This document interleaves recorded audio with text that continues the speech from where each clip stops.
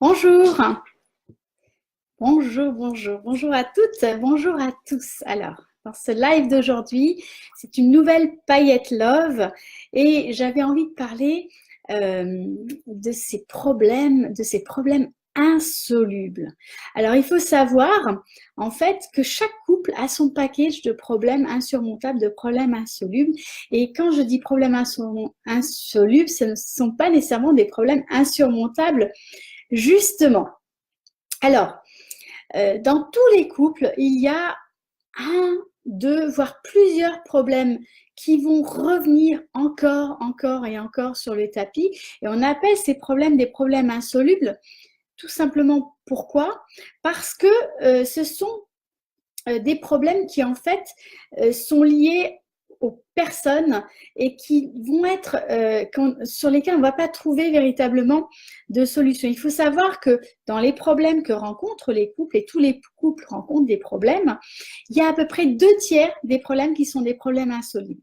Un tiers qui sont des choses qu'on peut résoudre, on peut trouver des solutions très concrètes, et 2 tiers des problèmes que rencontrent tous les couples, et ça c'est la recherche qui nous le dit, ce sont des sujets de conflit pour lesquels les couples n'ont pas de solution, ils ne peuvent pas trouver de solution spécifique et caractérisée. Je vais vous donner des exemples. Un exemple, par exemple, c'est Jessica qui veut avoir des enfants le plus tôt possible, et puis Paul qui veut attendre d'avoir une vie stable, d'avoir une vie beaucoup plus rangée pour avoir des enfants. Ça peut être aussi Jessica qui veut des enfants, et puis Paul qui n'en veut pas du tout. Parfois, après, il y a toutes les nuances. Mais là, on est sur une problématique insoluble.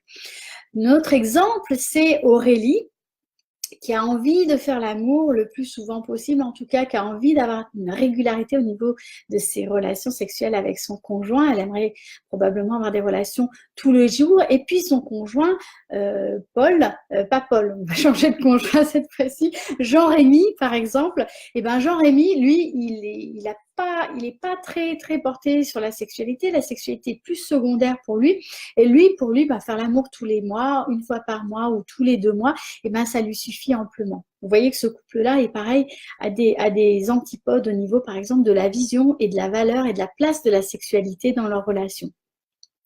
Il y a Aurore, par exemple, qui est une jeune femme qui n'est pas vraiment très coquette.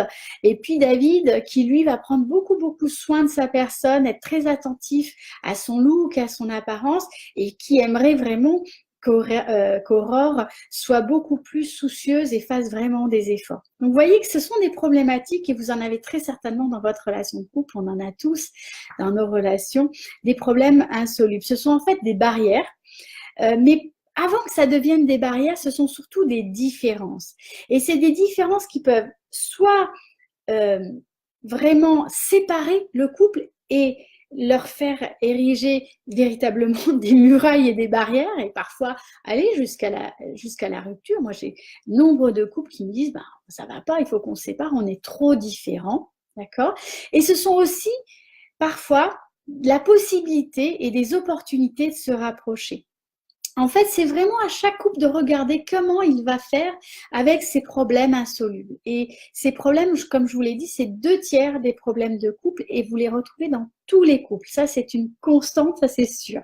Donc, quel que soit le couple dans lequel vous êtes, vous allez retrouver des problèmes insolubles, mais d'un couple à l'autre, vous allez rencontrer d'autres problèmes. C'est-à-dire qu'à chaque conjoint, il y a un package de problèmes insolubles qui vient avec.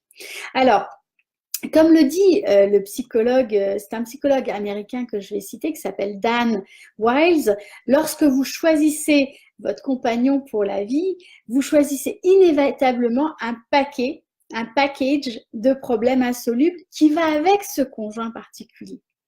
Donc, en fait, ce qui est important ici, c'est vraiment d'apprendre à les prendre comme des faits et non pas comme des barrières ou comme des soucis, et à les utiliser comme une opportunité d'ouverture, comme une opportunité de dialogue, comme une opportunité pour apprendre à comprendre la personne et à connaître la personne avec qui vous partagez votre quotidien.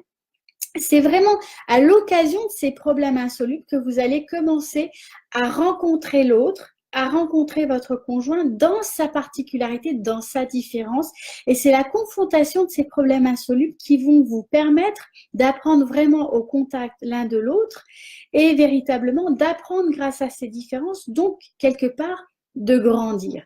Donc, c'est une merveilleuse opportunité en réalité, mais très souvent, et je le vois tous les jours, ce sont ces problèmes insolubles. C'est là-dessus que beaucoup de couples vont ériger des murailles et vont toujours chercher à être dans soit l'un, soit l'autre, et qui gagne, qui a le plus raison, quelle est la problématique à résoudre en premier, quelle est la vision de cette problématique qui doit être prise. Et en réalité, il n'y a pas de solution parce que ces problèmes sont véritablement liés aux personnes.